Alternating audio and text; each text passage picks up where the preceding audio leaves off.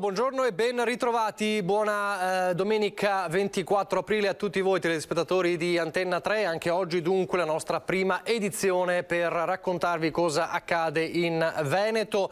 Prima di collegarci con il nostro primo ospite vi do due aggiornamenti di cronaca. Il primo riguarda un incidente avvenuto a Vicenza questa mattina, davvero incredibile perché si tratta di un incidente che ha visto coinvolto poi alla fine un pirata della strada, un automobilista che, come vedete dalle immagini dei vigili del fuoco, ha causato stamani un incidente invadendo la corsia di marcia e poi scontrandosi con un'altra automobile e poi finendo con la sua auto all'interno della vetrina di un negozio, e poi è fuggito dall'auto facendo perdere le proprie tracce. È successo poco dopo le 6 in viale Anconetta, appunto a Vicenza. La vettura ha sfondato la vetrina di un negozio di acconciature travolgendo una terza auto. I vigili del fuoco hanno messo in sicurezza le auto, estratto dalla terza auto una persona rimasta incastrata, presa in cura poi dal SUEM, illesa la seconda persona a bordo dell'utilitaria. Ma l'uomo che ha provocato l'incidente era a bordo di una Peugeot 207 che ha invaso la corsia opposta, è scappato dal luogo dell'incidente e ha fatto perdere le sue tracce. Quindi i carabinieri stanno anche cercando questa persona che ha provocato questo incidente. Fortunatamente è successo in una giornata in cui il negozio era chiuso, perché altrimenti inevitabilmente ci sarebbe stato molto probabilmente un dramma. Vedete le immagini impressionanti della vetrata sfondata dall'auto all'interno del negozio. Questo a Vicenza. Poi ore d'angoscia a Padova, e quindi è importante eventualmente segnalare la presenza di questo ragazzo Ahmed Jouidier, 15enne di origine marocchina, residente con la famiglia a Mortise, quindi siamo a Padova, scomparso di casa dalla sera di giovedì intorno alle 21:45, uscito da casa con una bicicletta, si è allontanato e ha fatto perdere le sue tracce. Da mezzanotte in poi il suo telefono risulta spento e l'ultimo rilevamento risulta essere in via Madonna del Rosario, quartiere Torre. Inquietano le frasi che avrebbe appunto detto al suo ultimo messaggio alla fidanzatina: mi minacciano, avrebbe detto, ho paura. E quindi c'è molta preoccupazione per questo ragazzo, temeva dunque per la sua incolumità e sembra averle detto come addio. Non si conoscono i problemi che lo assillano, non è chiaro se è stato preso di mira da qualche bullo o si sia messo nei guai. Sui social in questo momento si stanno rincorrendo gli appelli per trovarlo. Chiunque veda questo ragazzo, ecco, lo rivediamo, o abbia notizie di questo ragazzo, può chiamare il numero 388 428 6326, lo ripeto, 388 428 6326, oppure ovviamente le forze dell'ordine. È importante cercare evidentemente di segnalare il prima possibile qualche notizia appunto per l'incolumità di questo ragazzo. Queste due notizie con le quali apriamo, purtroppo drammatiche, questa nostra prima edizione. Adesso però parliamo di un tema che purtroppo diventa anche drammatico spesso e volentieri, vuoi per la sicurezza sul lavoro, vuoi per la situazione di grave crisi che si pone in questo momento. Saluto e ringrazio, ed è un piacere avere con noi la neo segretaria della CGIL del Veneto, Tiziana Basso. Buongiorno e buona domenica. Buongiorno, buona domenica a tutti voi. Allora, la prima volta che ci vediamo, insomma, in questa prima edizione, anche se l'abbiamo intervistata già alcune volte sui problemi ovviamente del lavoro, ma insomma in questo nuovo ruolo, insomma, che lei eredita da Cristian Ferrari, che è stato tante volte nostro ospite, eredita anche sul piatto tante problematiche da affrontare, un lavoro tosto, insomma, che la aspetta. Allora la prima cosa che le chiedo è, tra le tante situazioni che dovrà affrontare, insomma, come leader della CGIL in Veneto, qual è davvero la prima urgenza da affrontare?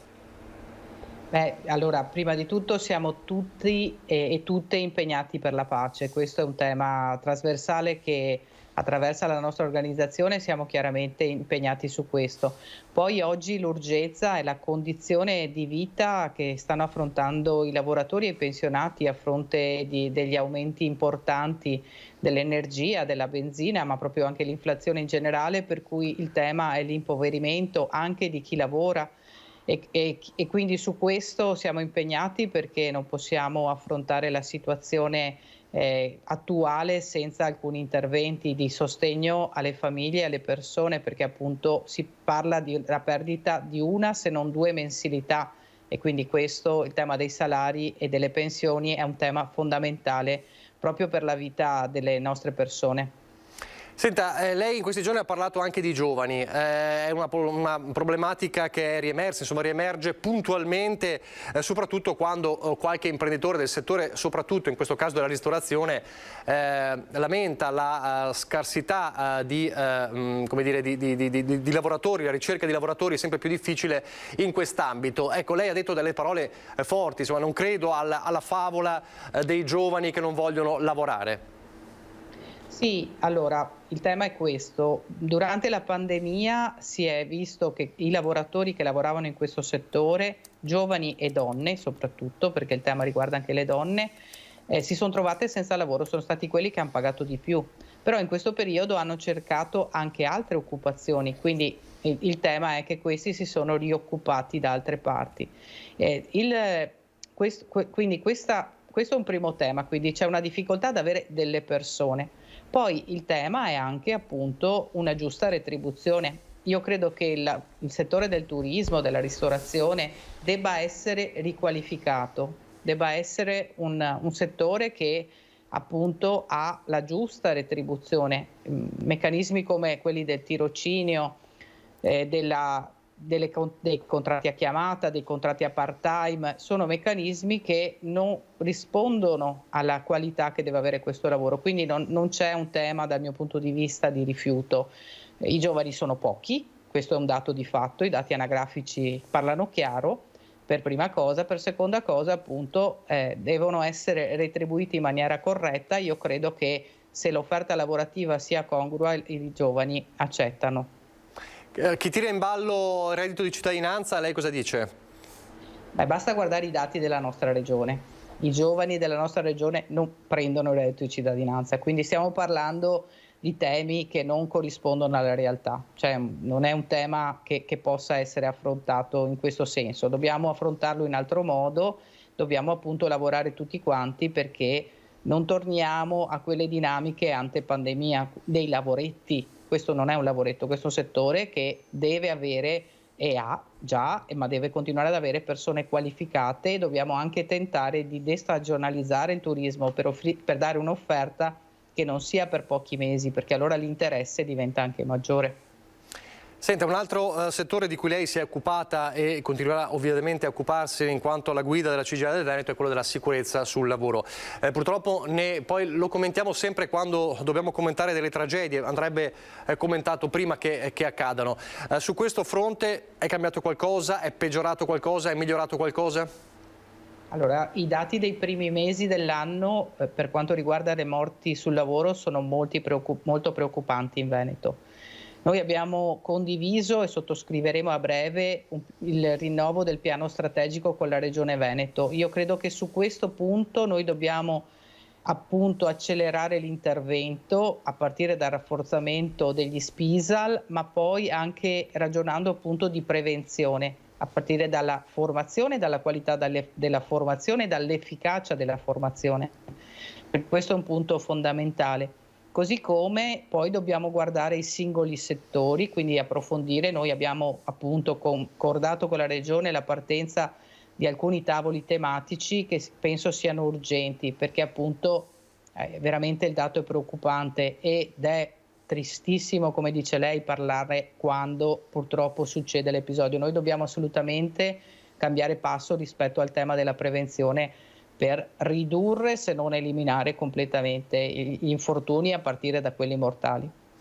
Non so se ha avuto, perché è davvero eletta da pochi giorni, se ha avuto già la possibilità di poter interloquire con la sua controparte a livello imprenditoriale, ma quando dovrà approcciarsi insomma, come leader della CGIL in Veneto con queste parti, insomma, cosa dirà loro? Deve cambiare anche il rapporto con gli imprenditori secondo lei?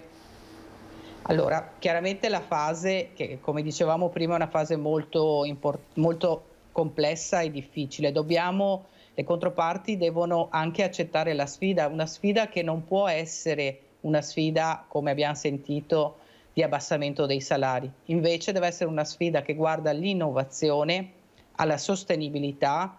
Abbiamo risorse importanti che arriveranno dal PNRR ma anche dai fondi europei, quindi è su questo che dobbiamo essere assieme alle parti datoriali per costruire per la nostra regione uno sviluppo diverso. e uno sviluppo in cui il lavoro torni ad essere al centro, valorizzato e che riprenda la dignità che è dovuta al lavoro. Per cui io credo che se avremo modo di confrontarci, io penso di sì, insomma lo facciamo quotidianamente rispetto ad alcuni temi, ma spero proprio che ci sia la possibilità di aprire un ragionamento rispetto a quello che sarà lo sviluppo del nostro territorio e di come all'interno di questo sviluppo sia da valorizzare appunto il lavoro. Spesso voi siete un po' i cani da guardia anche delle azioni del governo e ci sono stati anche scontri importanti negli ultimi mesi. Come si sta comportando il governo dal vostro punto di vista sulle problematiche più urgenti? Rispetto ai temi di cui parlavo prima, quindi i temi dell'impoverimento di fatto delle persone, l'azione non è assolutamente efficace. Bisogna fare un salto di qualità, bisogna anche pensare a uno scostamento di bilancio perché le risposte che sono state date finora non sono assolutamente sufficienti. Noi dobbiamo agire varie leve perché le persone abbiano maggior salario in busta paga. Certo ci sono i rinnovi dei contratti su cui tra l'altro molti sono ancora bloccati a partire da quelli pubblici e su questo bisogna intervenire, c'è anche la leva fiscale, ma appunto ci deve essere un intervento che cambi la situazione, altrimenti a pagare saranno assolutamente sempre gli stessi. Per cui su questo noi speriamo che, ma poi c'è il tema, scusi, delle pensioni, ci sono veramente tanti temi aperti, delle forme contrattuali e quindi su questo noi pretendiamo, per dire la verità, un intervento più efficace e anche un'azione di coinvolgimento maggiore delle organizzazioni sindacali. Ecco, tra i temi emersi proprio in questi giorni, anche con delle manifestazioni, anche il tema della clausola sociale, è un altro tema importante. Questo è un tema urgentissimo. Ecco, a chi si fosse perso questa fase, ecco, di cosa stiamo parlando?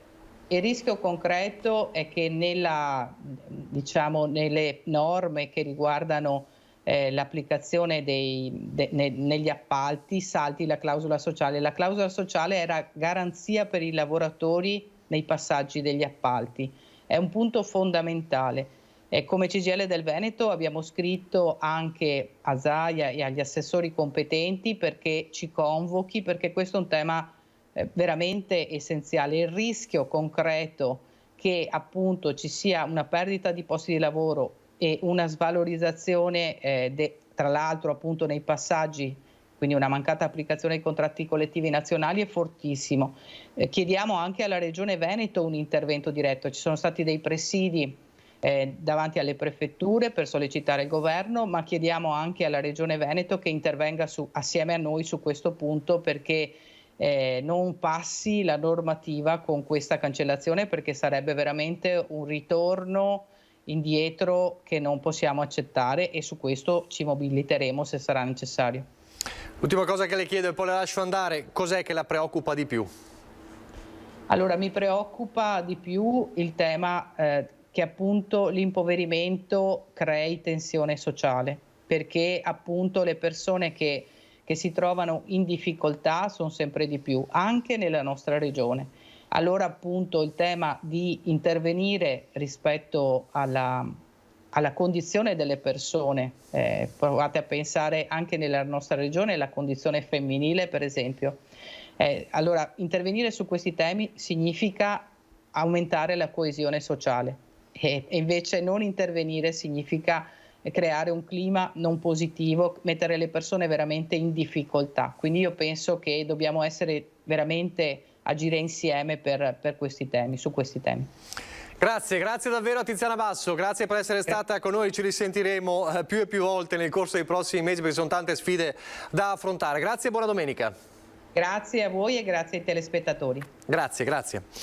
Allora, restiamo nell'ambito dell'economia o comunque del mondo imprenditoriale, purtroppo però che si incrocia con la cronaca. E allora torniamo a vedere il servizio che abbiamo raccontato, che abbiamo mostrato ieri, cioè il caso davvero inquietante dell'estorsione agli imprenditori nella zona della Marca Trevigiano, un'estorsione di stampo quasi mafioso ma messa in atto non da camorristi o da mafiosi, indice insomma che un certo sistema criminale ormai si è radicato nel territorio. Adesso voi lavorate per noi, aggrediti e minacciati di morte per diversi mesi. Nel mirino di 3 malviventi, il responsabile commerciale e l'amministratore unico di una società di consulenza aziendale con sede a Treviso. Questa notte è scattato il blitz dei carabinieri sotto la direzione della locale procura della Repubblica. 3 persone sono state arrestate con l'accusa di estorsione aggravata continuata. Un 54enne del Veneziano e un 51enne di Gorizia sono finiti in carcere, mentre al terzo complice, un 45enne del Treviso, è stato imposto l'obbligo di dimora nel comune di residenza. Le indagini dei carabinieri di Treviso hanno messo in luce una realtà inquietante, una infiltrazione violenta e ingiustificata in aziende di proprietà altrui da parte degli indagati, con metodi vicini a quelli usati dalla criminalità organizzata. Hanno messo in atto ripetute gravi minacce anche di morte e violenze fisiche a danno delle vittime e dei loro familiari se non avessero ottemperato a ingenti richieste di denaro. Nel maggio 2020, con la scusa di portare nuova clientela, i 3 avrebbero perpetrato un'ingiustificata violenta infiltrazione nelle aziende del gruppo. Prima hanno aggredito il responsabile commerciale della holding, percosso ripetutamente nel parcheggio della ditta. Poi si sono letteralmente impossessati delle aziende. Gli arrestati, con la scusa di recuperare una somma di denaro di un terzo soggetto ora indagato, hanno letteralmente espropriato i legittimi proprietari delle aziende prese di mira e hanno agito come fossero i titolari, ordinando pagamenti e impossessandosi di qualunque cosa fosse alla loro portata. Non solo li costringevano a consegnare rilevanti somme di denaro, ma si sono appropriati anche di beni e autovetture di lusso, una decina intestate alle società in questione. Per mesi e mesi hanno obbligato i titolari e i dipendenti a subire la loro presenza giornaliera presso gli uffici delle ditte, un incubo per le vittime e i familiari, fino a questa notte, quando i 3 sono stati arrestati. Secondo gli investigatori, l'obiettivo degli indagati era quello di sfruttare al massimo le potenzialità dell'intera filiera societaria per ricavare a loro vantaggio elevatissimi guadagni e di avviarla poi al fallimento una volta svuotata del patrimonio. Il danno subito dall'azienda è stato quantificato in più di 1 milione di euro. L'estorsione è un reato odioso, soprattutto se commesso con modalità di particolare aggressività e durezza, afferma il presidente Luca Zaia. Mi complimento quindi con i carabinieri e con la Procura della Repubblica di Treviso.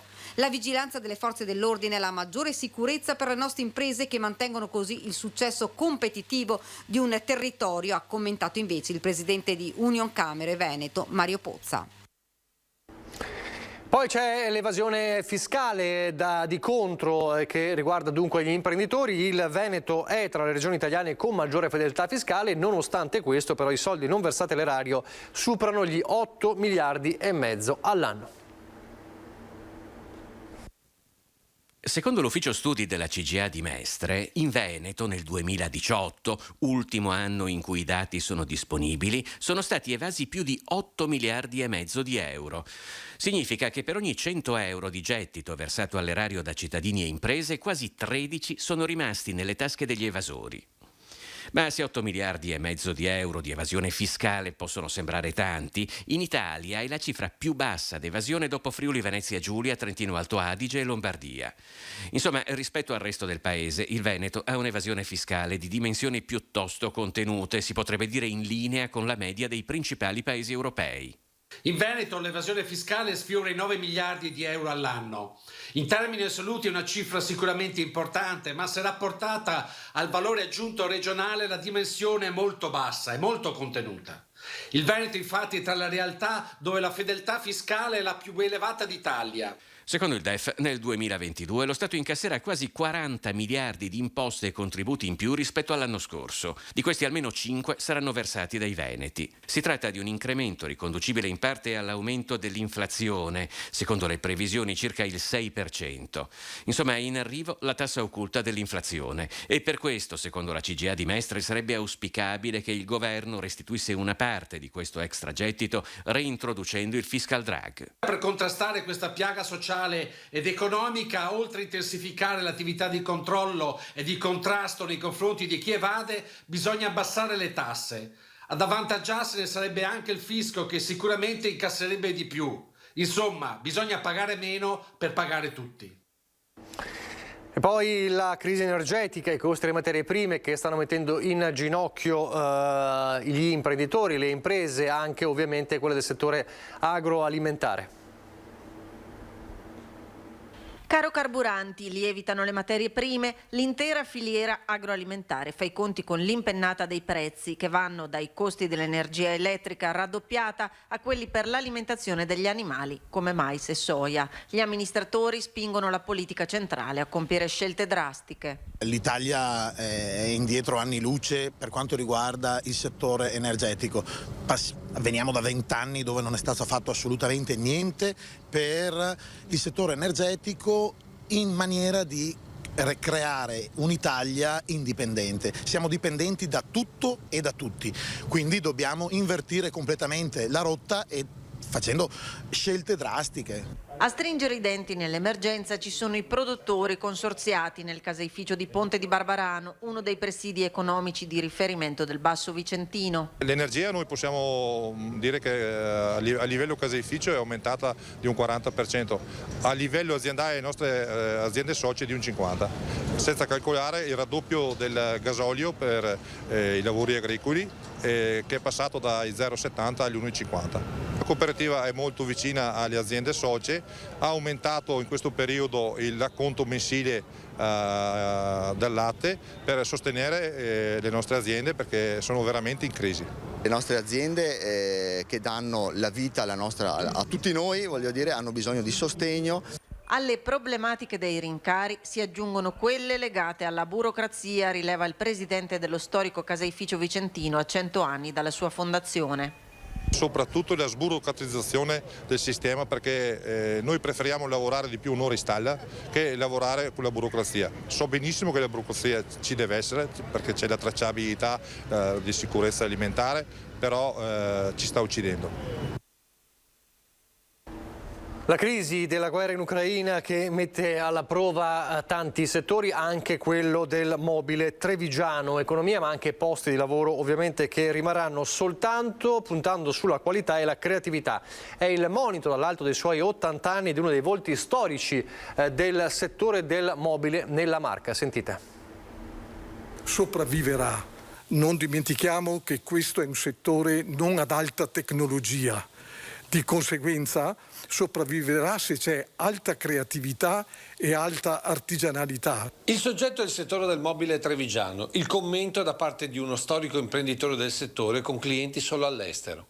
Dall'alto dei suoi 80 anni vede lungo, Fioravante Piovesana, sul futuro delle nostre fabbriche e i relativi posti di lavoro.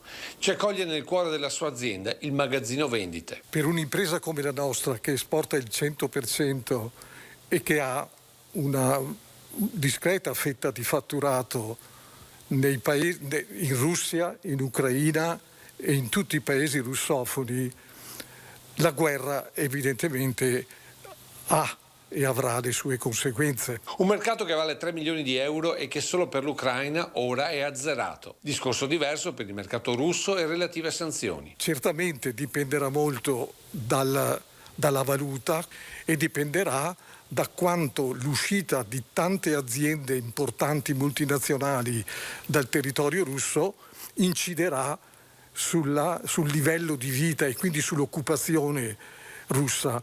Ma quello che non sta passando è che anche gli altri mercati orientali sono congelati. Quelli hanno praticamente e drasticamente ridotto la loro attività commerciale, almeno nel settore del mobile, almeno del 60%. In questo scenario, guardando al mobile, Fioravante lancia un vero e proprio allarme economico-sociale per l'Africa. Ci chiediamo, con lo stop di queste esportazioni di alimentari, che cosa succederà nel continente africano nei prossimi anni? E in questo scenario per Piovesana non c'è scelta. Se riesce a mantenere e recuperare la tradizione artigianale di qualità e di creatività che ha sempre caratterizzato il mobile italiano, sopravviverà. Se ci rimbocchiamo le maniche come sempre e guardiamo con un attimo di fiducia, credo che si possa anche esprimere una punta di ottimismo come sempre. Imprenditori spesso ottimisti, insomma, per cercare di trovare una soluzione. Adesso pochi istanti di pubblicità e poi torneremo a parlare anche di politica.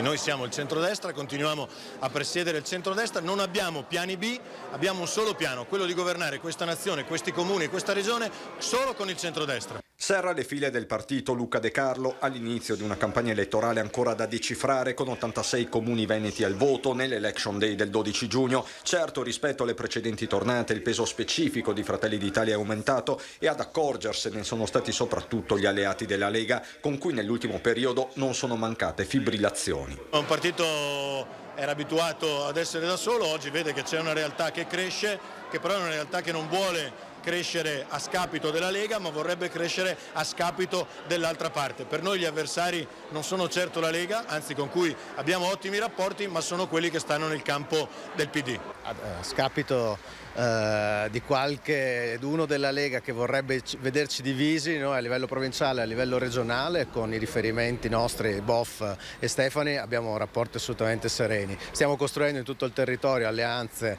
che funzionano. Ma gli stati generali del partito meloniano convocati a Silea, presenti tanti amministratori del territorio, sono serviti anche ad affrontare alcuni temi programmatici, il più urgente è quello collegato al caro energia. Ci sono pensionati che vivono con 500 euro, pagano un affitto e con quei 500 euro devono pagare le bollette che sono triplicate. Probabilmente gli mancano i soldi per mangiare alla fine del mese. Sul tavolo anche i temi più sensibili, diritti civili e gestazione per altri. Noi crediamo nei nostri valori e nelle nostre tradizioni. Sappiamo che il mondo sta cambiando. Vogliamo essere parte di questo mondo. Non vogliamo fare battaglie di retroguardia. Vogliamo essere ancora una volta futuristi, ben sapendo che ci sono delle cose, non ultima quella dell'utero in affitto, che qualcuno potrebbe pensare sia un diritto civile, io credo che sia una barbarie, ma ce lo diranno gli italiani se è così. Così dunque ieri Fratelli d'Italia negli Stati Generali a Silea. Riavvolgeremo il filo della politica poi nella seconda parte della nostra prima edizione, come sempre, per capire insomma cosa bolle in pentola. Poi c'è un altro tema che riguarda il Covid e il piano insomma che è in atto a livello regionale per programmare, anche a livello nazionale ovviamente, una quarta dose in autunno anche per gli under 80. La quarta dose in questo momento viene somministrata agli over 80 e ai 60-79 anni fragili, ma in vista poi dell'autunno e di una recrudescenza che sarà inevitabile, seppure diversa rispetto a quello dell'anno scorso, visto l'alto numero di vaccinati, il tema della quarta dose un po' per tutti. Se ne è parlato ieri a Treviso durante un incontro con l'Lectio Magistralis anche del professor Giorgio Palù, presidente di AIFA. Sentiamolo. Magari questa pandemia o questo virus meglio rimarrà con noi per lunghissimo tempo, come è successo con gli altri coronavirus, tutti provenuti dal mondo animale. Quindi avremo a che fare magari questo autunno e a quell'ora avremo anche dei nuovi vaccini. Una circolazione virale in calo, seppur lento, che secondo le previsioni dovrebbe scemare con l'estate per ritornare con l'autunno, quando verosimilmente la cosiddetta quarta dose, ora solo per over 80, ospiti delle RSA e fragili, sarà estesa con un vaccino aggiornato al resto della popolazione. Il virologo Giorgio Palù, ora presidente dell'AIFA, è intervenuto con una Lectio Magistralis al convegno La pandemia vista con gli occhi di... Avremo sicuramente dei vaccini almeno bivalenti, quindi contro le varianti prevalenti, per fare un vaccino universale pan-coronavirus che ci protegga da tutti i coronavirus, almeno del genere beta. Per questo ci vorrà un po' più di tempo. Di certo, ha detto il professor Palù, abbiamo imparato che questa non sarà l'ultima pandemia e ciò rende necessari investimenti sulla virologia. Perché possiamo prevenirle queste pandemie? Noi stiamo creando un ambiente sempre più ostile per gli animali selvaggi che albergano un'infinità di virus e quindi alterando delle nicchie ambientali portiamo questi virus vicino a noi. La lezione del virus in questi oltre 2 anni di pandemia riguarda anche il sistema sanitario, con un necessario potenziamento della telemedicina, della medicina territoriale e di investimenti nella ricerca di base e farmaceutica. Quindi il PNRR deve investire in questo, come nella medicina territoriale, nella medicina digitale. È utile avere il cosiddetto fascicolo elettronico nella nostra carta d'identità, in modo che sappiamo, quando si fa la diagnosi, che il medico di medicina generale può prescrivere terapie, può farlo subito, e in tutta Italia è noto il nostro fascicolo.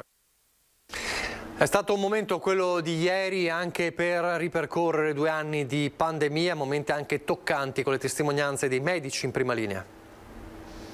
Devo dire la cosa più angosciante è stata vedere una generazione di pazienti che hanno fatto questo paese, che se ne sono andati. Un video toccante che ha ripercorso gli ultimi 2 anni, dal dramma iniziale di una pandemia che si è abbattuta come uno tsunami sugli ospedali, alla campagna vaccinale, alla fase odierna di convivenza con un virus che comunque nei primi 3 mesi del 2022 ha mandato in terapia intensiva a Treviso 137 persone ed un sistema sanitario che si sta riorganizzando. L'organizzazione territoriale è stata compensata nel periodo della pandemia con l'utilizzo di medici USCA. Oggi dobbiamo riprendere un po' questo filo di Arianna con la medicina in famiglia e cercare in qualche modo di fare una rete stretta. Come? Sostanzialmente io credo lavorando molto con la telemedicina, il teleconsulto e con gli specialisti, e poi cercando di supportare i medici di medicina generale come? Con una segreteria e soprattutto con i medici, con gli infermieri di famiglia, che potrebbero essere coloro che poi vanno a fare le visite a domicilio e gestire casomai i pazienti che sono a casa con la positività. La Regione del Veneto ha provveduto alla prima stesura del piano pandemico 2021-2023 che sarà continuamente aggiornato. Riusciremo, spero, ad avere tutte le componenti pronte ad affrontare eventuali altre pandemie, ma le sfide sicuramente non sono finite. Io come prevenzione spero che ci sia un rafforzamento anche della prevenzione, perché se non rafforziamo la prevenzione non ci saranno ospedali a sufficienza per poter curare. Quindi io credo che attraverso un'integrazione fra la prevenzione, il territorio e poi la parte ospedaliera si riuscirà a fronteggiare quello che sarà il futuro. E per chiudere il tema Covid, gli aggiornamento di oggi: 4.891 i nuovi casi con 4 vittime nelle ultime 24 ore. Buona il dato sugli attuali positivi che scende, anche i dati clinici, insomma, sia in area non critica che in terapia intensiva, insomma, conferma di quanto si dice ormai in questo periodo. Cambiamo argomento: oggi anche la vigilia del 25 aprile, insomma, domani la festa della liberazione, una festa della liberazione che si è incrociata in questo periodo anche con il tema della guerra in Ucraina, un dibattito anche molto forte interno all'ANPI dopo le parole iniziali del presidente nazionale Pagliarulo, che molti hanno accusato di essere filo russo, filo putiniano. In queste ore c'è stata una retromarcia da parte dei vertici di ANPI con l'affermazione che insomma la resistenza in Ucraina è legittima, ma resta comunque il dibattito interno. Allora, per parlare di questo ci colleghiamo con il nostro Lucio Zanato in centro a Treviso, lo vedo con un ospite davvero speciale. Lucio, a te. Sì, buongiorno a te Nicola, buongiorno ai telespettatori di Antena 3. Siamo in diretta nel cuore di Treviso, ovvero siamo sotto alla loggia di 300, ma soprattutto siamo con uno splendido 96enne, Ettore Bragaggia. Oltre che essere stato consigliere comunale, oltre che essere stato emigrante, è stato anche partigiano, l'ultimo partigiano di Treviso. Lo incontriamo qui in diretta oggi proprio per parlare di domani, del 25 aprile. Ettore Bragaggia, intanto come si prepara a questo 25 aprile? Beh, saluto tutti quanti gli ascoltatori e per me si presenta sempre con grande nostalgia di quello che è stato la vita partigiana, che eravamo volontari, non pagati, ben si intende, che io in quel periodo avevo 18 anni, adesso ne ho 96, e ricordo con grande nostalgia di tutto quello che con molta volontà, moltissima volontà, abbiamo cercato di lavorare, di combattere per la libertà di tutti. E quello che mi rammarica molto è che pochissimi giovani non sanno niente di tutto questo. Non ci sono libri di testo, non sanno niente, sanno cosa? Così che domani è la festa della liberazione. Liberazione di che? se fossero stati educati. Noi siamo stati perché eravamo ancora in quel periodo giovani e adesso non siamo più giovani, ma sempre l'animo molto giovane, non è vero? E niente. Ma la domanda è, in questo 25 aprile molti dicono, ad esempio Lampi dice, ieri i partigiani eravamo noi, oggi i partigiani sono quelli che combattono in Ucraina. Beh, è diverso. I partigiani erano diverso perché noi avevamo la dittatura interna. Avevamo la dittatura interna e lottavamo perché l'Italia fosse libera dalla dittatura nazi-fascista, perché l'ultimo fascismo era nazista, voluto dai nazisti, da Hitler voluto. Con la Repubblica di Salò. E dopo è stata fatta la Repubblica di Salò e tutto quello che è successo. Mentre in Ucraina è tutto diverso. In Ucraina un popolo che viveva tranquillo, libero, non è vero, con la sua libertà, era stato eletto dal popolo e via dicendo, è stato invaso dai russi. È diversa dai noi. Vogliamo chiamarli partigiani, per l'amor di Dio possiamo chiamarli coloro. Io li chiamerei patrioti che stanno difendendo la propria nazione. No? E allora, giusto per capire, il presidente Ampi aveva detto non bisogna mandare le armi in Ucraina perché altrimenti si aumenta la guerra. Questo ha portato una spaccatura dell'Ampi. Da partigiano bisogna mandargli le armi o no in Ucraina? Per l'amor di Dio, tocca mandarle, ma io manderei i volontari se ci sono per la loro libertà. Come che un domani finissimo noi altri attaccati in Italia, non è vero, da un altro Stato, non è vero? Che noi siamo stati non è vero, che abbiamo eletto noi la nostra nazione. I cittadini italiani sono andati a votare per la libertà, per questo governo, che dopo le è comodo o non è comodo questo governo, come agisce, questo è un altro discorso, non è vero, però è stato eletto dal popolo. Ecco, quindi diciamo che l'Ucraina potrebbe essere quella guerra che nel 1936 c'è stata in Spagna, sostanzialmente, è molto simile. Esatto, in Spagna, non è vero, noi avevamo i combattenti italiani, francesi e via dicendo, che sono andati volontari in Spagna per difendere la democrazia spagnola. Non è vero? Tanto che io sono repubblicano e il primo segretario del Partito Repubblicano Italiano, Randolfo Pacciardi, che io sono stato al primo congresso anti-Italia a Milano, non è vero? Che è venuto anche a Treviso, ci conoscevamo, non è vero? Era comandante di una brigata, non è vero? Di gente che veniva dall'estero per combattere per la libertà della Spagna eletta dal popolo. Senta, ma dall'alto dei suoi 96 anni si sarebbe mai immaginato di vedere un'altra guerra in Europa? No. Il fatto è questo, non è vero? Succede anche da noi, non è vero? Che come dicevo, non è vero? Che la gente ancora non sa cosa vuol dire e allora bisogna anche educare, che noi vediamo anche sulle cose normali, che se c'è educazione, non è vero? Mi ricordo che Mazzini, che io sono figlio, si può dire, dell'idea mazziniana, ha scritto i doveri dell'uomo, non ha scritto i diritti, i doveri. E nei doveri dell'uomo di Mazzini, se non si compra il volume in libreria, vede che Mazzini scrive i doveri. Perché doveri? Perché ci sono i doveri del cittadino e se il cittadino attua i doveri, praticamente dà anche ai diritti, perché è un suo dovere. Ha capito? Ecco, senta una cosa però, secondo lei come si può fermare questa guerra tra Russia e Ucraina? Non c'è niente da fare. Quando che c'è un dittatore, non vero, il dittatore porta il popolo, non vero, in una data maniera. Però c'è chi dice che anche Zelensky ha le sue colpe. Chi? Zelensky, il presidente ucraino. Ma tutti possono avere delle colpe, non è vero? Però è un bel momento. Se io lotto per la libertà e via di seguito, io come popolo, nazione Italia, abbiamo scelto un certo tipo di politica internazionale, abbiamo scelto, che dopo a un altro Stato non è comodo. Noi abbiamo scelto questa politica, che dopo uno dica è filo americana, l'altro è filo questo. È il popolo che sceglie, noi in democrazia scegliamo quello.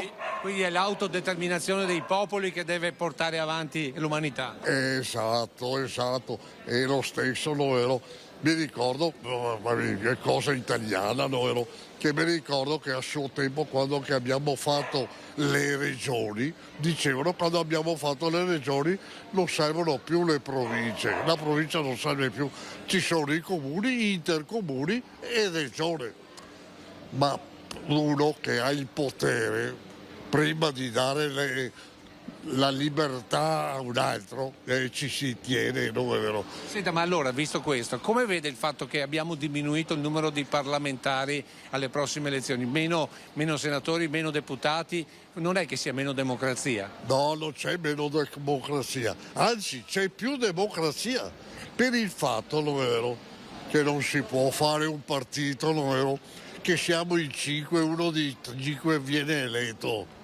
Insomma, se c'è volontà politica, e parlo volontà politica di italiani, per una virgola, però io dicevo sempre, anche per il passato, quando ero consigliere comunale, quando era il partito X di Treviso, l'altro Madonna, dico, questo è un libro di sogni, è impossibile, non ci sono tutti i soldi per risolvere questo.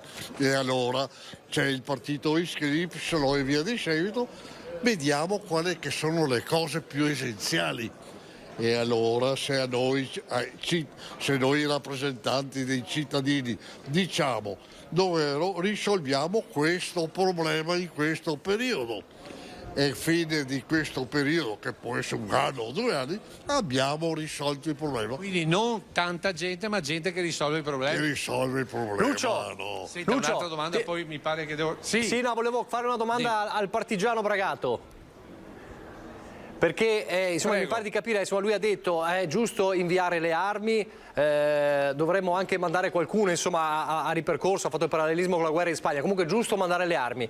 Come si concilia questo con la voglia che c'è, la richiesta che c'è nel mondo della sinistra, e questo un po' che crea il dibattito, con di voglia di pace, perché mandare le armi significa ovviamente continuare la guerra, esasperarla. Come si concilia l'idea, insomma, da partigiano di è giusto mandare le armi con la necessità di trovare la pace? Diceva ieri Zaia, o ha detto in queste ore Zaia, bisogna trattare, perché altrimenti si va a un'escalation e non si sa dove si va a finire. Mi chiedo da studio, da partigiano, come si riesce a coniugare l'invio delle armi, l'invio dei volontari con diciamo una strada di pace, perché finché si portano le armi si aumenta la guerra. Zaia tra l'altro ha detto bisogna intavolare assolutamente delle trattative a tutti i livelli.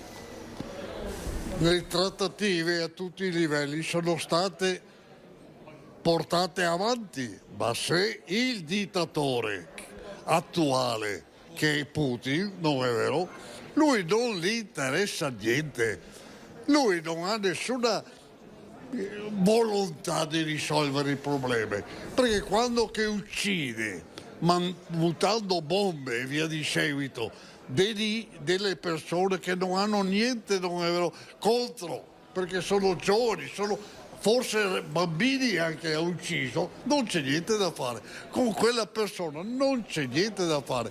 Lui, come che dice il presidente dell'Ucraina, non è vero?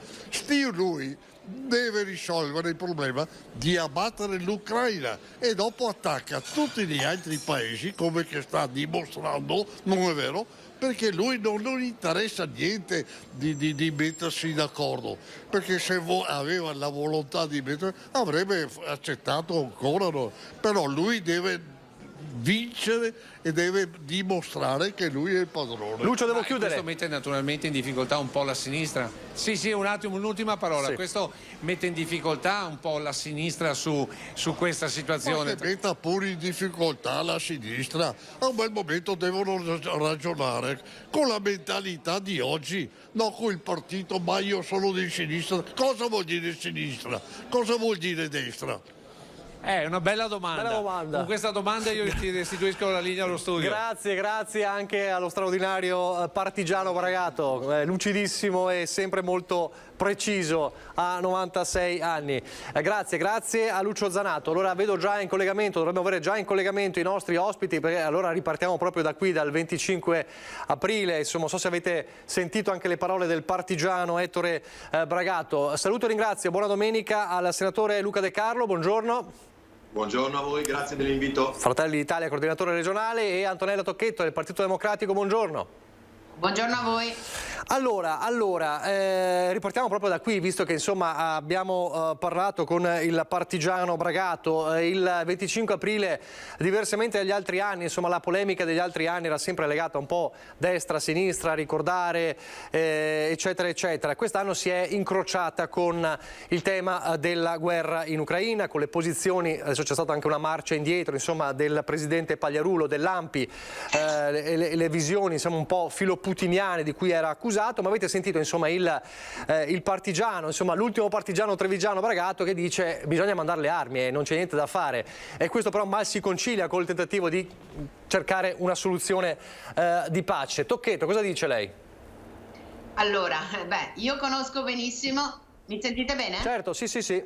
Io conosco benissimo Tette Bragaggia, perché peraltro io, come dire, sono stata il suo futuro, perché ho preso il posto nel Partito Repubblicano all'interno poi della politica cittadina. Allora, io ritengo che Tette abbia detto una cosa molto giusta, cioè che i partigiani degli anni della guerra, diciamo così, erano partigiani anche con un progetto politico, perché come ha detto bene Tette c'era una dittatura e il progetto politico era riportare la democrazia. In questo caso qua c'è un'invasione di uno Stato rispetto a un altro.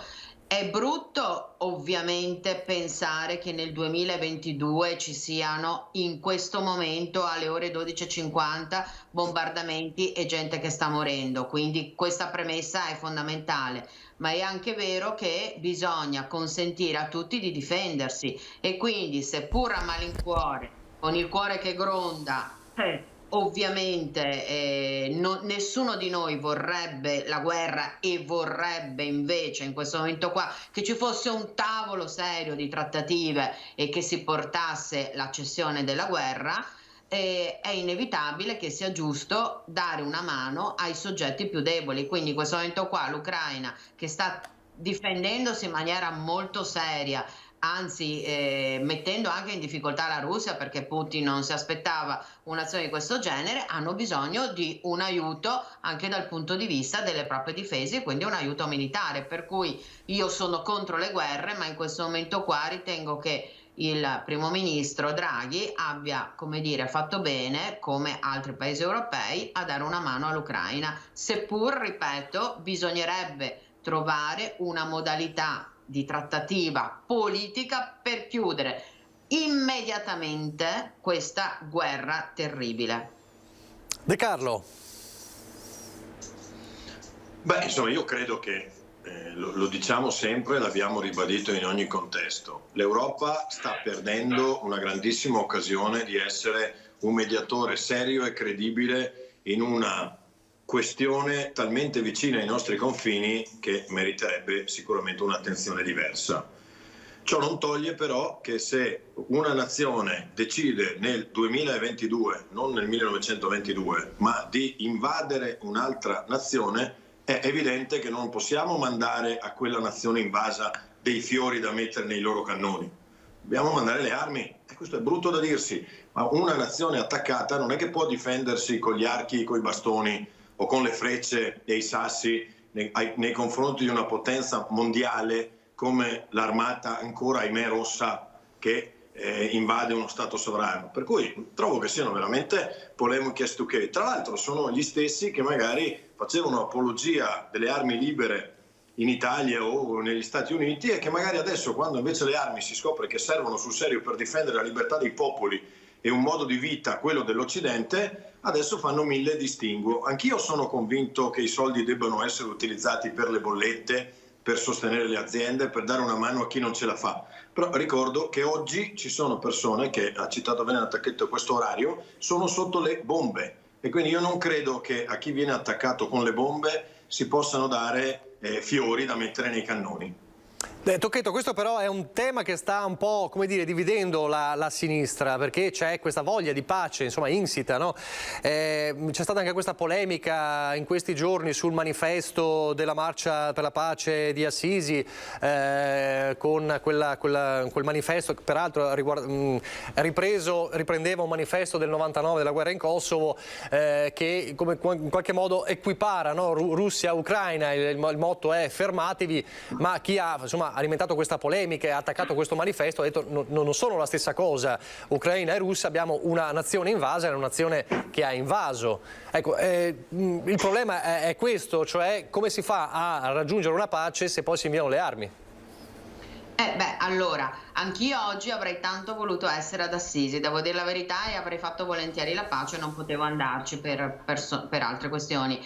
È indubbio che nell'ambito di un centrosinistra dove le posizioni sono molto variegate, è indubbio, anch'io, diciamo così, sarei molto per la pace e quindi trovo che inviare le armi sia un atto molto forte. Però in questo momento qui, lì non si tratta di rovesciare un governo, lì si tratta di un'invasione di uno Stato rispetto all'altro. A me quello che mi dispiace è che anche molti pacifisti in questo momento qua come dire, alzano il tiro su questo, è che sia stato mal interpretato, secondo me, molto probabilmente quello che ha detto il Presidente dell'ANPI, perché il Presidente dell'ANPI non è che volesse dire no, basta, non mandiamo più niente.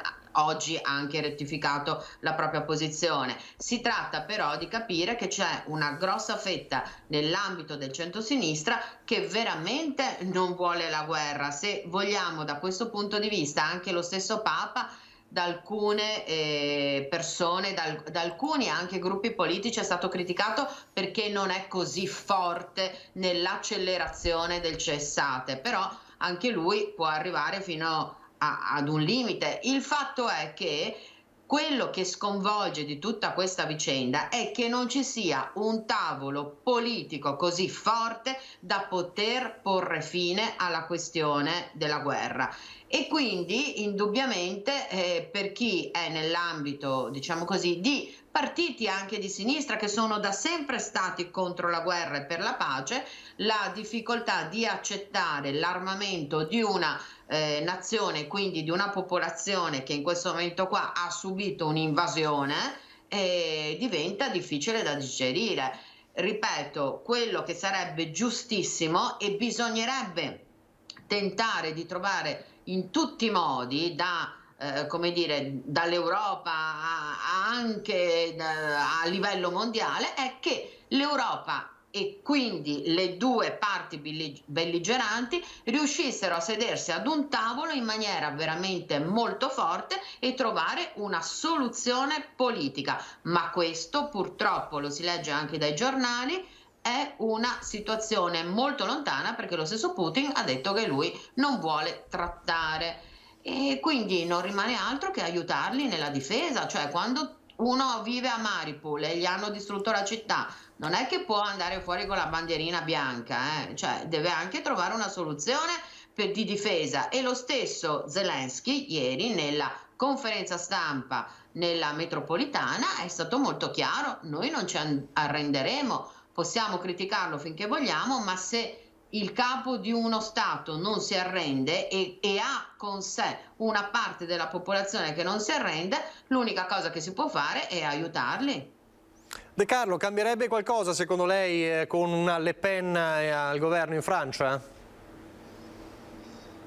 Io, guardi, sinceramente io preferisco la Le Pen a Macron per tutto quello che ha rappresentato Macron in questi anni, e cioè il potere rigido francese, il grande nazionalismo che travestito d'europeismo la Francia ha messo in campo e con cui ha penalizzato tutte le nazioni europee a beneficio della sua nazione, e quindi al di là della posizione sulla Russia, se fossi francese voterei convintamente per la Le Pen. Ma detto questo, credo che il ruolo di mediatore stia mancando a tutta l'Europa. Cioè anche il nostro primo ministro, assolutamente autorevole, il capo del governo dei migliori, oggi ha abdicato a questo ruolo. Questo ruolo che il giorno che la Russia avrà ottenuto finalmente i suoi scopi, cioè quello di entrare in possesso totalmente del Donbass, così come della Crimea, che già c'è, così come di Mariupol, così come di Odessa, cioè avrà finalmente il suo sbocco al mare, a trattare non sarà l'Europa, ma saranno altre nazioni, ahimè Cina o magari addirittura Turchia, che ormai geopoliticamente stanno invadendo il Mediterraneo e che quindi hanno spostato l'asse di influenza molto più ad est. Io credo che l'Europa abbia perso una grandissima possibilità di essere un attore vero, di recuperare un ruolo politico serio a scapito delle grandi potenze. Siamo un nano politico e un gigante burocratico. Tocchetto, troppo poco ha fatto Draghi in questo, a livello diplomatico, o comunque l'Italia? Ma allora Draghi ha fatto la sua parte e ha anche telefonato a Putin, quindi non mi pare che non si sia, non mi pare che non si sia attivato. Devo dire la verità che uno Stato, come dire, che fa parte di un'Europa, non è che può lui attivarsi nelle trattative. Ci sono dei canali diplomatici in questo momento che stanno lavorando. Ci vorrebbe, come dire, più forza in questi canali diplomatici, ma non è che l'Italia può partire e prendere delle decisioni o ad essere, come dire, quella che decide che cosa si deve fare. Allora intanto aspettiamo i risultati oggi della Francia, ma io che voterei invece convintamente Macron, spero che vinca e spero che vinca anche con un ottimo risultato, e poi una volta che la Francia ha finito la sua tornata elettorale, io penso che però un po' più di forza dai tavoli europei dovrebbe arrivare per riuscire ad arrivare prima del fatidico 9 maggio, che è, diciamo così, la data che Putin si è fissato per poter alzare la bandiera della vittoria, e si arrivi invece a una trattativa seria. Peraltro non mi sembra che sia così facile per lui, in questo momento è nel Donbass, ma Odessa, che purtroppo ieri è stata bombardata, sta reggendo molto forte. Non è detto che lui se la porti a casa con uno schiocco di dita, perché ricordo che lo stesso Putin disse che lui andava in Ucraina, prendeva Kiev, intanto da Kiev è scappato, prendeva Kiev e la cosa si risolveva. Sono passati più di 40 giorni e la situazione è molto complessa per entrambi.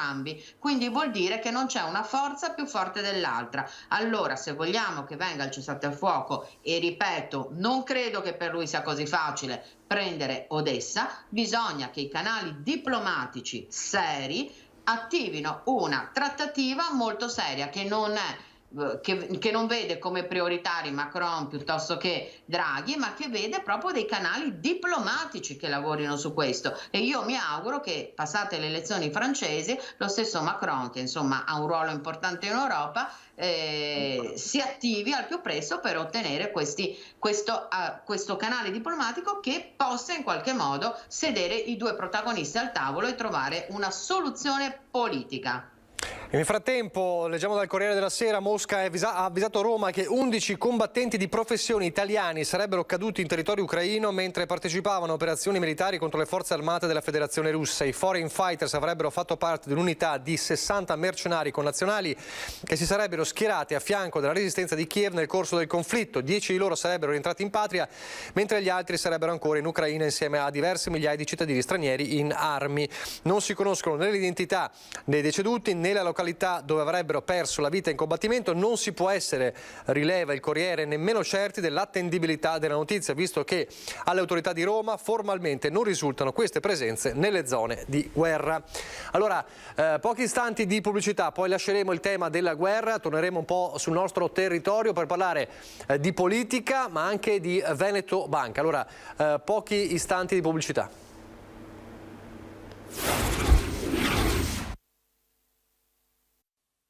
Non avevano il potere di sindacare o anche solo di sospettare che i dati di bilancio che loro andavano a processare fossero men che corretti.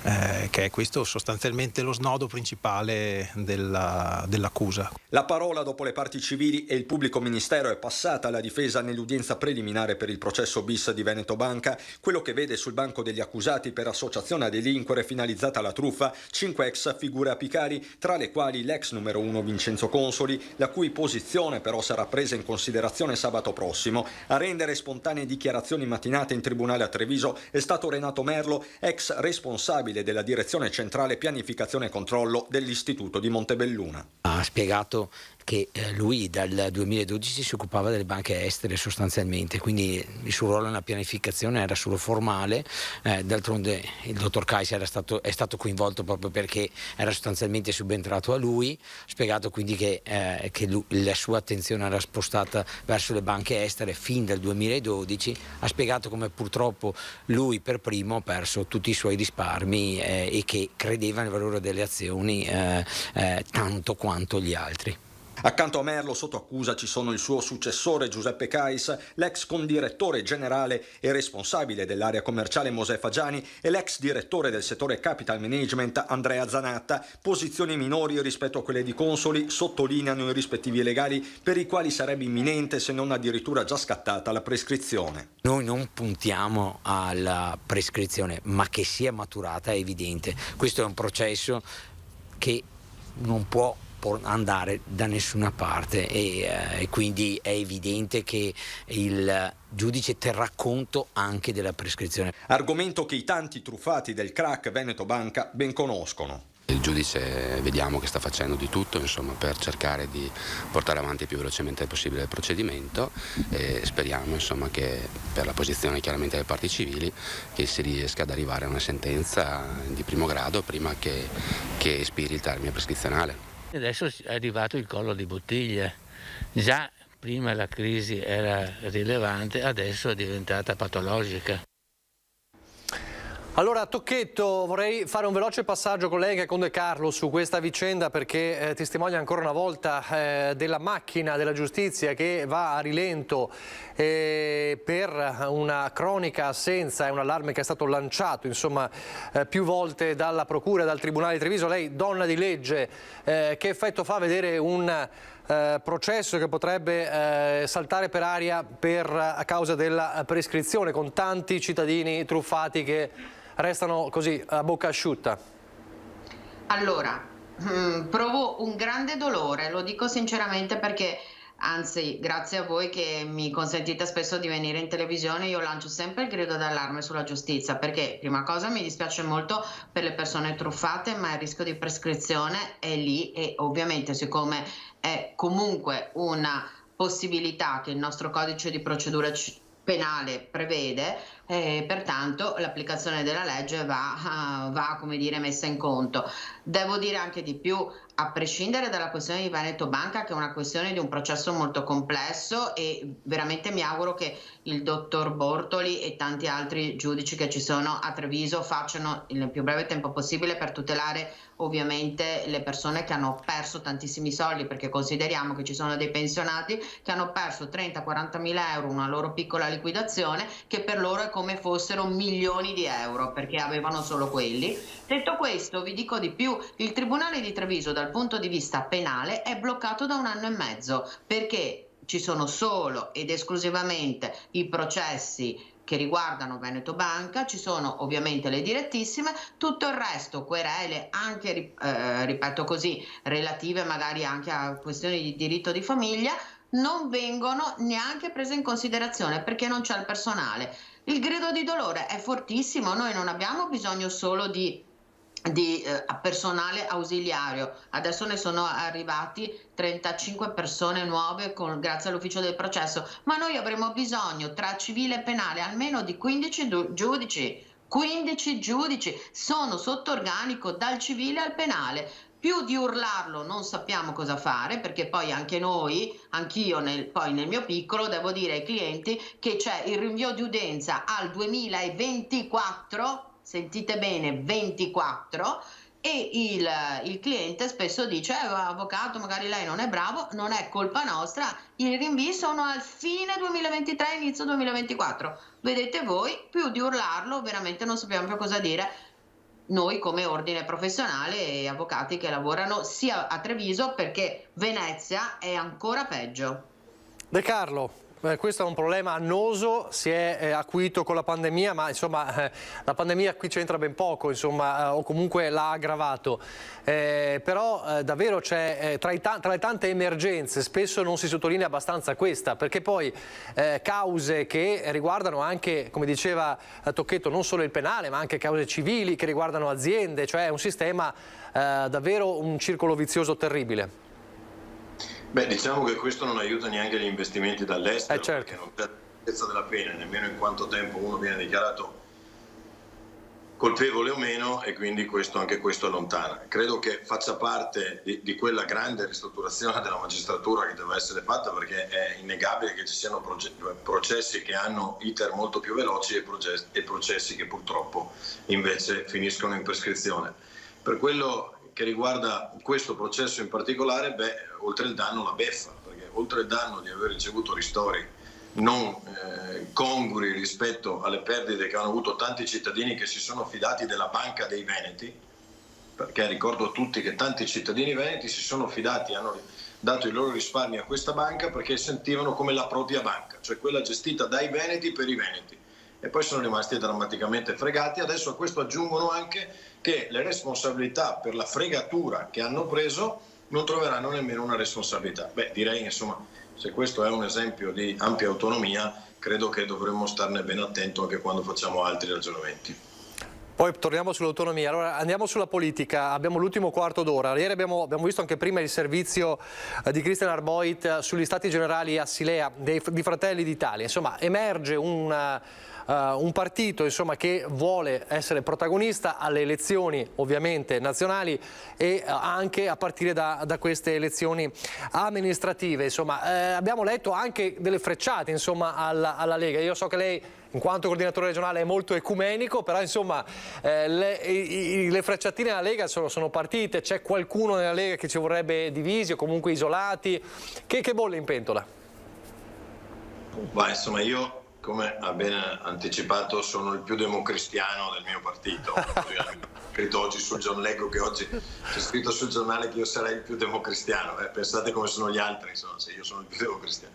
Però al netto di questa battuta, io credo che ieri sia stato un momento bellissimo, di grandissimo confronto di 4 assemblee, l'assemblea della provincia di Padova, della provincia di Belluno, di Treviso, di Venezia e di Venezia città, che si sono confrontate su tanti temi cari al nord-est e su come essere protagonisti della politica nord-est. Lo abbiamo fatto questa settimana perché la prossima siamo tutti impegnati, tutta la classe dirigente del partito è impegnata nella nostra conferenza programmatica di Milano, che si terrà dal 29, sì appunto dal venerdì 29 al 1° maggio, chiuderemo con un concerto anche noi, il 1° maggio, e poi con l'intervento di chiusura di Giorgia Meloni. Ci siamo confrontati, non abbiamo riservato particolari attenzioni ai nostri alleati o dirette comunque, se non all'interno di un ragionamento più ampio su quello che noi rappresentiamo oggi e quello che vogliamo rappresentare domani. Abbiamo ribadito la nostra posizione classica, cioè che noi non abbiamo piani B, noi vogliamo amministrare le nostre città, i nostri paesi, le nostre province, regioni e questa nazione solo assieme al centrodestra. Lo abbiamo dimostrato con i fatti, anche quando per noi sarebbe stato più comodo forse fare altre scelte.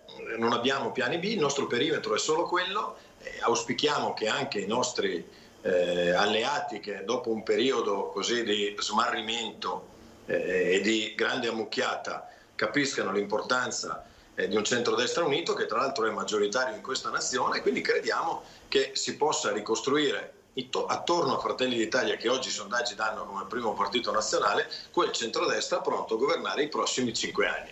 Noi la pensiamo così. Credo che la pensino così anche la stragrande maggioranza, non solo degli elettori di centrodestra, ma anche degli elettori di questa nazione.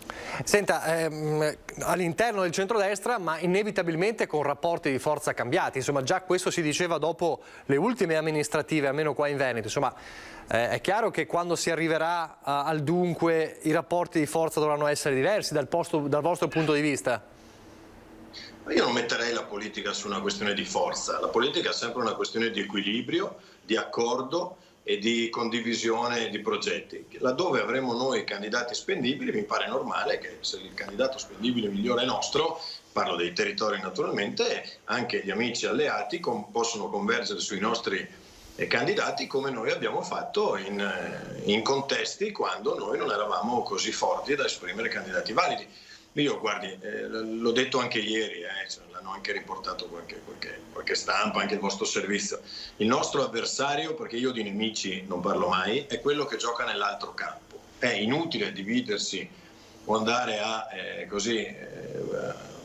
prenderci a male parole o addirittura a pensare di rubarci i voti tra di noi, quando quello che dovremmo fare noi è prendere voti nell'altro campo se vogliamo amministrare. Questo è il nostro obiettivo. Dopodiché a volte ci riusciamo e a volte invece qualche alleato fa una scelta differente, non noi. Noi quando siamo in qualsiasi contesto, ognuno può svegliarsi la mattina e sa già dov'è Fratelli d'Italia, non ha bisogno di capire quale geometria variabile sta utilizzando per non perdere la carriera. Come sta dicendo che siete più trasparenti, ecco.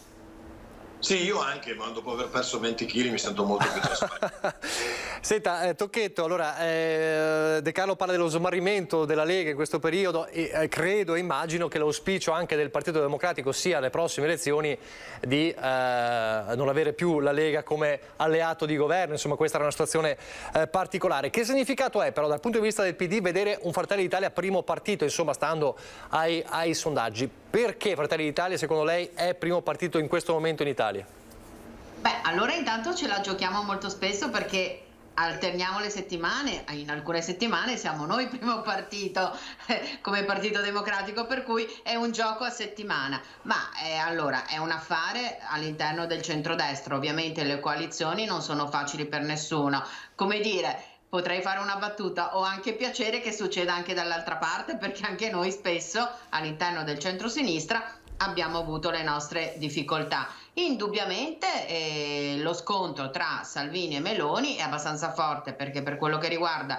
diciamo così, Forza Italia mi sembra un po' più debole dal punto di vista dell'ambito del centro-destra, però insomma stare in coalizione non è facile.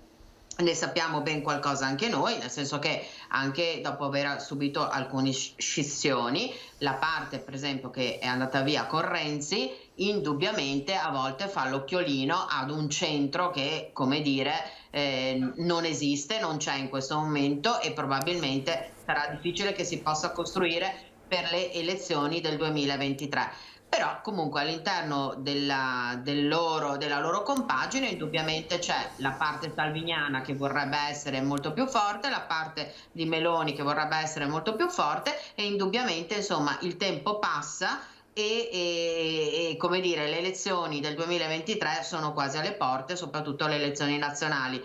Ecco, devo chiarire una cosa e forse anche il mio collega lo dirà.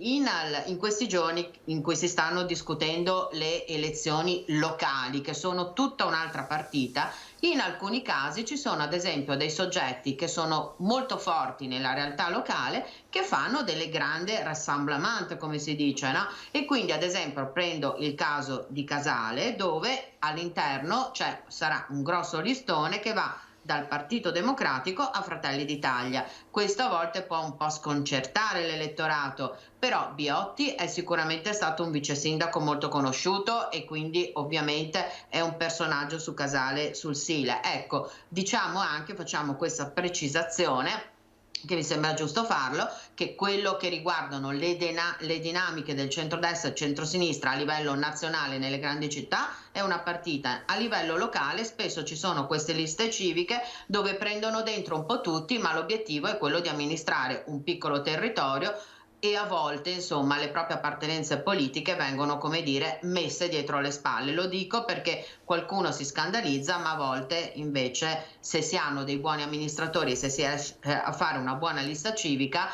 le appartenenze politiche non hanno poi così tanto senso nella gestione del territorio e delle scelte migliori per i cittadini di quel territorio, piccolo territorio ovviamente. De Carlo, è d'accordo?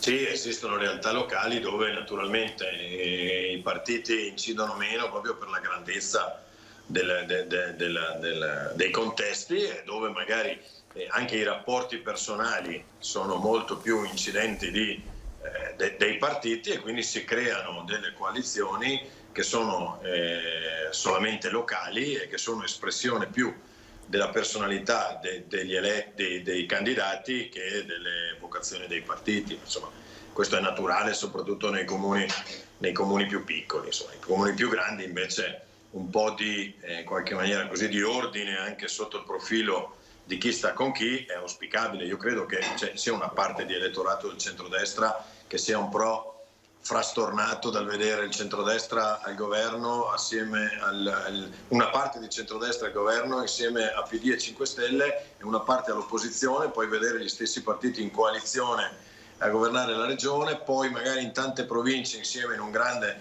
grande minestrone, per poi trovarsi nelle città a dover ancora essere su fronti contrapposti. Credo che sia sempre esistito. Io ricordo quando c'era il pentapartito, insomma, le giunte di centrosinistra erano formate dal PC e il PSI, quindi non è che mi stracci le vesti, chi conosce un po' di storia lo conosce, però insomma credo che siano casi estemporanei, però insomma ripeto, ridare un centrodestra unito dovrebbe essere l'obiettivo di tutto il centrodestra, non solo di un partito del centrodestra, e su questo ci tengo particolarmente a dirlo. Quindi ha rigirato il coltello nella piaga, insomma chi vuole intendere intenda. Ecco. No, io dico che mi sveglio tutte le mattine con questo mandato da parte del mio leader nazionale: ricompattare il centrodestra, e questo è un mantra che noi ci diciamo da anni, anche quando eravamo al 2%, cioè lo si deve anche a Giorgia Meloni 5 anni fa il fatto che si sia corso in grande coalizione. Però lei dice che bisogna essere in 2 per ricompattare, non basta che sia solo uno. O in 3. O in 3. Lei non esclude neanche Forza Italia in questo centrodestra? Gli elettori di Forza Italia sono convintamente elettori di centrodestra. Se i vertici di quel partito fanno scelte diverse, gli elettori viene da chiedere. Non è sempre più ormai un partito di centro? E chi ha detto che il centro deve stare per forza col centro-sinistra? Magari sta nascendo un nuovo centro che non sta né a destra né a sinistra, insomma c'è anche chi auspica questo. Tocchetto, quello che volevo chiederle prima... Allora, vada. Bisognerebbe avere una legge elettorale molto proporzionale per avere un centro, come dire, che nasce e si può spostare da una parte all'altra, oppure fare proprio il centrone. Noi siamo ancora insomma in un sistema ibrido. Io penso che in questo momento qua un centrodestra e un centrosinistra siano due posizioni molto più chiare. Ovviamente in questo momento qua, dopo l'emergenza della pandemia, il governo Draghi è un governo, come dire, più che politico, è un governo di grande emergenza, lo dice lo stesso Draghi, che io ritengo che tra l'altro sia un uomo di parola, e ha detto che lui non è interessato prossimamente poi a farsi il suo partito come ha fatto Conte, come ha fatto Mario Monti. E in questo momento qua però, se non c'è una chiara legge elettorale, ma una buona legge elettorale, si può fare solamente se c'è un governo forte che per 5 anni governa. E allora se ci fosse un proporzionale ben costruito, allora lì il centro avrebbe un senso. Ma in questo momento qua, che c'è una situazione un po' ibrida, io penso che un centro-sinistra e un centro-destra che si scontrano è forse la cosa migliore, anche perché la visione che noi abbiamo anche dell'economia, della giustizia, insomma dei rapporti internazionali, ovviamente è molto diversa da quello che pensiamo noi del PD rispetto a Fratelli d'Italia. Insomma, anche oggi nelle elezioni francesi l'abbiamo detto chiaramente, noi governeremo, cioè noi voteremo, io voterei proprio straconvintamente Macron, insomma la Le Pen proprio non potrei mai votarla, e quindi insomma, ma non per una questione personale, ma proprio per una questione di scelte politiche completamente diverse. Noi vogliamo un'Europa unita, vogliamo un centrosinistra che abbia un senso di accoglienza anche nei confronti degli immigrati, sicuramente gestito bene. Anche a noi non è che vogliamo, gli immigrati li accogliamo tutti, fare una programmazione, però la visione di un centrosinistra è su tante politiche sicuramente diversa da quella che possono avere gli iscritti di Fratelli d'Italia e anche di una parte della Lega, anche se c'è una parte della Lega che con il centrosinistra qualche volta,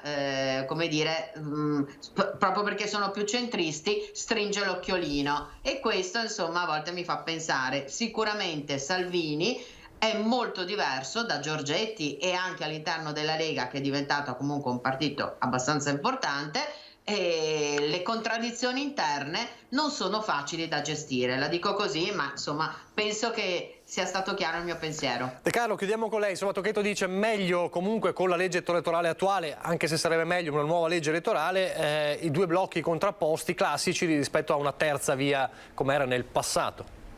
Beh, io sono per il maggioritario, addirittura ancora più di quello del Rosatellum, che ricordo Fratelli d'Italia non ha votato, il PD sì, quindi bene che si pentano di ciò che hanno fatto, però ricordo che è una legge che non nasce da una volontà di Fratelli d'Italia, anzi i 9 esponenti di Fratelli d'Italia nella scorsa legislatura non votarono questa legge. Io credo nel maggioritario, non credo nel proporzionale. Il maggioritario consente soprattutto di scegliere chi sarà il leader e quale sarà la coalizione che poi governerà per 5 anni, e poi un po' sul modello dei sindaci consentirà alla gente di scegliere i propri rappresentanti e non volerli poi mutare lo scenario, come è accaduto con questo misto proporzionale, che di fatto consente di presentarsi con un partito, con una coalizione, e poi finire in tutte le coalizioni meno in quella con cui ti sei presentato. Credo che questa sia stata la legislatura nel quale abbiamo visto un partito al governo, il Conte 1, Lega e Grillini, il Conte 2, Grillini e PD, e dopo Grillini, Lega, PD, 5 Stelle. Cioè, credo che veramente gli elettori che hanno dato mandato, siamo in una democrazia rappresentativa, di rappresentarli ad un partito, poi abbiano finito di vedere questo partito o questi partiti totalmente in confusione. Ricordo a tutti l'esempio lampante del reddito di cittadinanza, votato da 2 forze politiche, osteggiato dalle altre, rifinanziato dalle altre forze politiche quando andati al governo, e oggi rifinanziato da tutti tranne Fratelli d'Italia. Insomma, mi sembra veramente un paradosso. Io che le vivo anche in prima persona, mi pare veramente certe volte di stare sulla luna. Vedremo che accadrà. Grazie davvero al senatore Luca De Carlo, e grazie a Antonella Tocchetto per essere stati con noi. Una buona domenica. Grazie a voi, buon pranzo, buona domenica. Grazie. Siamo alla fine, allora vi lascio alle previsioni del tempo. Questa sera ore 19:30, come ogni domenica, il telegiornale di Treviso. Arrivederci.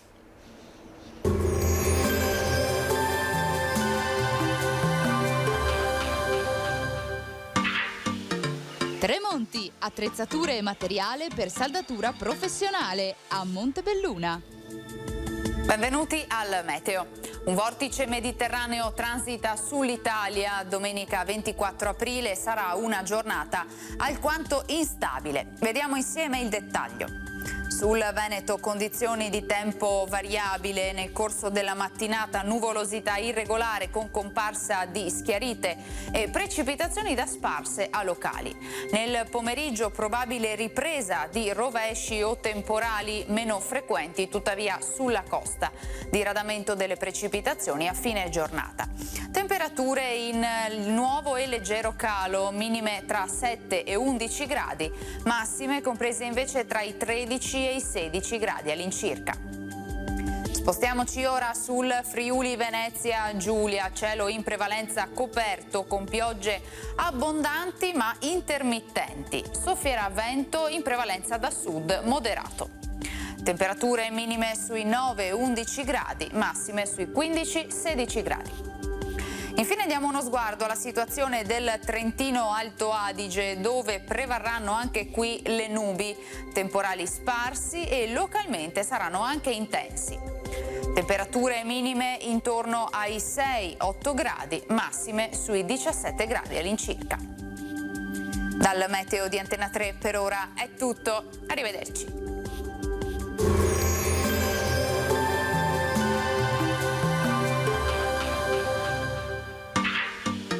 Tremonti, attrezzature e materiale per saldatura professionale a Montebelluna.